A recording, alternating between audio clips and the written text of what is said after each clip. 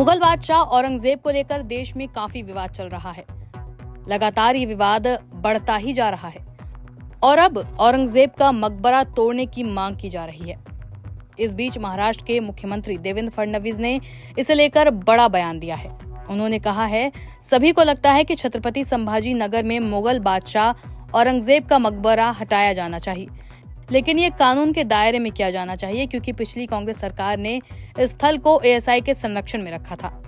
इससे पहले मराठा राजा छत्रपति शिवाजी महाराज के वंशज और सातारा से भारतीय जनता पार्टी के सांसद उदयन राजे भोसले ने छत्रपति संभाजी नगर जिले में स्थित औरंगजेब के मजार को हटाने की मांग की थी। भोसले की मांग पर सवाल पूछे जाने पर फडणवीस ने कहा, हम सभी ये चाहते हैं, लेकिन आपको इसे कानून के दायरे में करना होगा क्योंकि ये एक संरक्षित स्थल है। इस स्थल को कुछ साल पहले कांग्रेस शासन के दौरान एएसआई के संरक्षण में दे दिया गया था। दरअसल कुछ दिन पहले रिलीज हुई छावा से औरंगजेब को लेकर बहस शुरू हो गई थी। ये फिल्म मराठा साम्राज्य के दूसरे शासक और छत्रपति शिवाजी महाराज के बड़े बेटे संभाजी महाराज की जिंदगी पर आधारित थी। फिल्म में विक्की कौशल ने संभाजी का किरदार निभाया, जबकि अक्षय खन्ना ने औरंगजेब की भूमिका निभाई थी। फिल्म में संभाजी के साहस, बलिदान और औरंगजेब के अत्याचारों को दिखाया गया। संभाजी को औरंगजेब ने 1689 में क्रूरता से मरवा दिया था, जिसे फिल्म में भावनात्मक ढंग से पेश करने की कोशिश की गई है।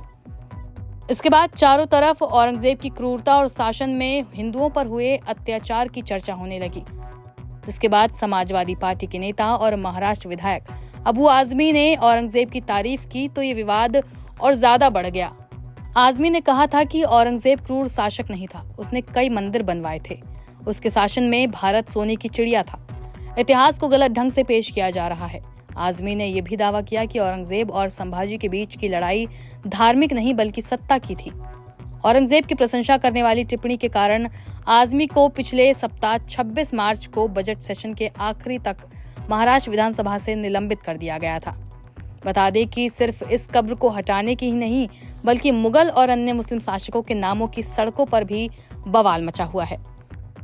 दिल्ली में छावा मूवी देखने के बाद हिंदू संगठन के कुछ लोग अकबर, बाबर और हुमायूं रोड का नाम बदलने की मांग करने लगे और बाबर रोड के साइन बोर्ड पर कालिक भी पोती गई थी।